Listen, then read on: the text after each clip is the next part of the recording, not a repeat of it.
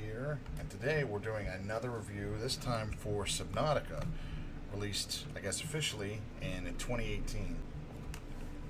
Subnautica puts you in the shoes, or I guess in this case, fins, of, excuse me, I apologize, of Riley Robinson, maintenance chief, of the Aurora. Unfortunately for Riley, the Aurora suddenly begins to explode and falls to the planet below, expertly named 4546b. Quite unique. Over the course of the game, you will contract a virus that will inevitably kill you, and you have to find a way to cure yourself and escape the planet. During that time, you are tasked with collecting materials and building structures, vehicles, and tools to help you survive the harsh planet of 4546b.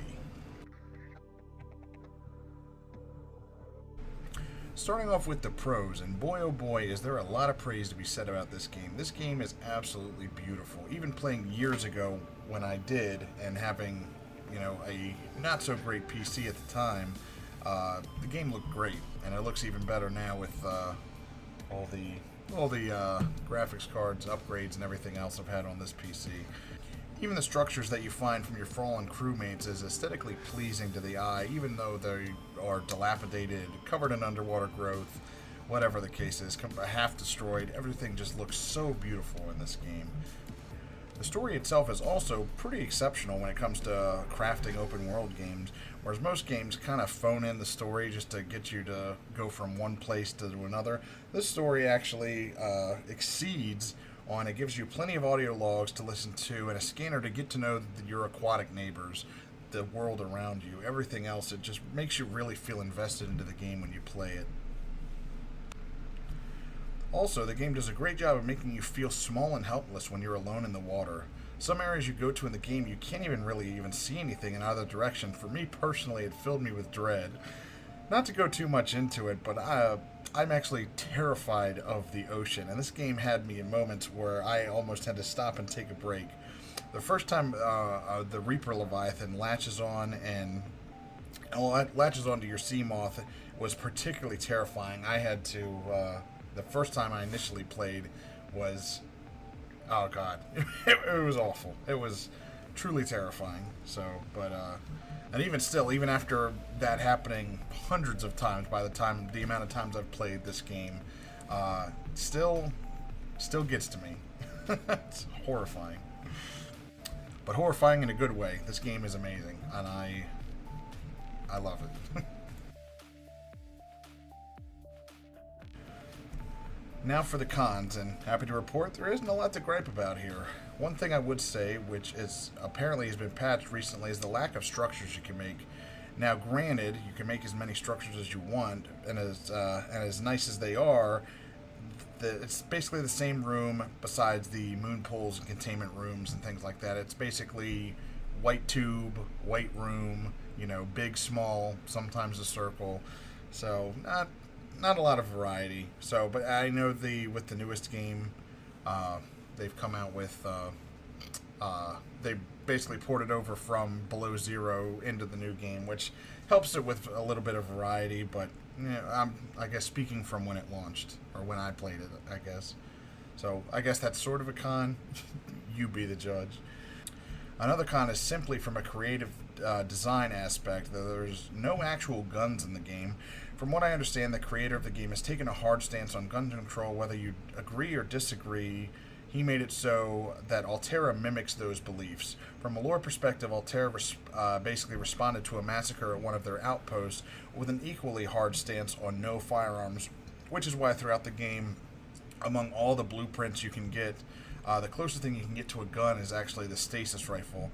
Call it a challenge or call it a creative decision, but I will call it a con because it would have been so cool to have like a harpoon gun to kill some of the big creatures, like a Captain Ahab or something like that. I like Moby Dick.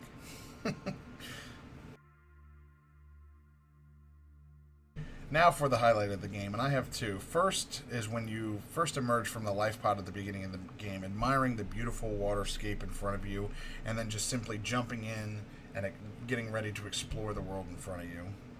Refer to the data bank for detailed survival advice. Good luck.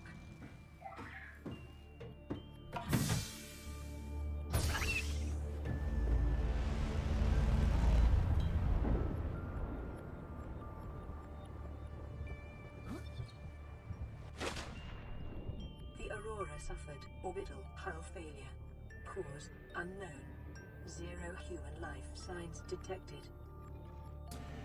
Second is, unfortunately, the first time the Reaper Leviathan grabs your sea moth and eats you.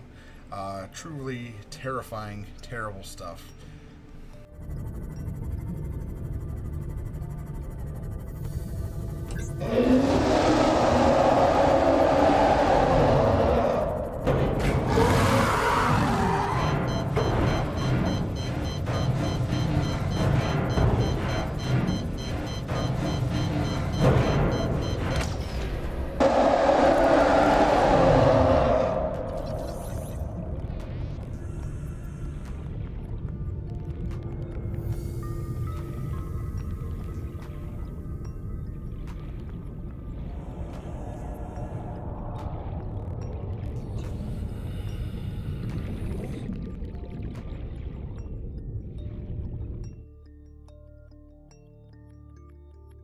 So basically, to summarize everything, Subnautica is a beautiful game with tons of replay value, truly one of the best games I've played in the last decade. Subnautica 2 is supposedly coming out later this year, so I can't wait to see what the folks at Unknown Worlds have cooked up next. But for this score, I'm happy to report that I will be giving this game a staggering 9.2 out of 10. As I alluded to all review, this game is nearly perfect, with a few detractors, but as far as a survival crafting game goes, this is the gold standard. This game is so much fun, it's beautiful, it's, the story's good, it's got it all. Big fan, love this game, can't wait for the second one. Hopefully it's better than Below Zero. I hope you enjoyed my review of Subnautica. I look forward to seeing how you agree or disagree with this. Thanks for watching. I will see you next time. Take it easy.